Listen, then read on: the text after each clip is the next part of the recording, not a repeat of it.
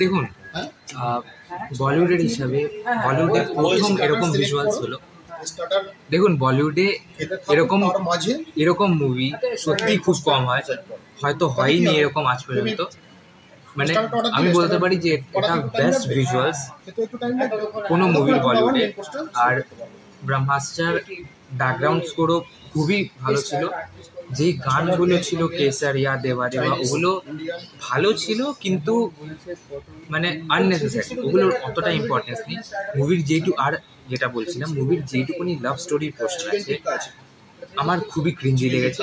মুভির লাভ স্টোরির যেটুকুনি পোর্শন আছে খুব বাজে, কারণ লাভ স্টোরি এমন একটা জিনিস যেটা খুব ভালোভাবে প্লে আউট করতে হয়, আর পুরো লাভ স্টোরির সেকশন সত্যিই খারাপ।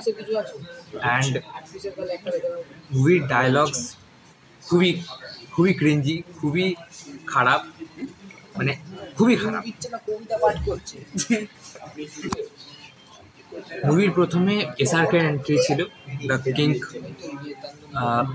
ওই পুরো সিকোয়েন্সটা সত্যি খুবই ভালো ছিল, আমার খুবই পছন্দ এসেছে, আমার সকল বন্ধুদেরও খুবই পছন্দ এসেছে।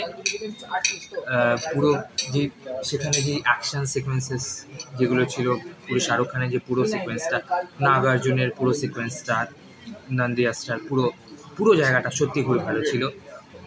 এবার ক্লাইম্যাক্সও খুবই আমার পছন্দ হয়েছে। হ্যাঁ, আরও বেটার হতে পারতো, কিন্তু তাও ভালো লেগেছে। কিন্তু যে ডায়লগসগুলো ছিল ওইগুলো সত্যি মুভির প্রবলেম। ওই মানে যে মুভির যে ডায়লগসগুলো ছিল ওই ডায়লগসের থেকে বেটার আপনাদের ইউটিউবার অনুরাগ ব্যানার্জি বেটার ডায়লগস লিখতে পারবে। আচ্ছা আচ্ছা, ঠিক আছে, ওভারঅল রেটিং কত আউট অফ 10?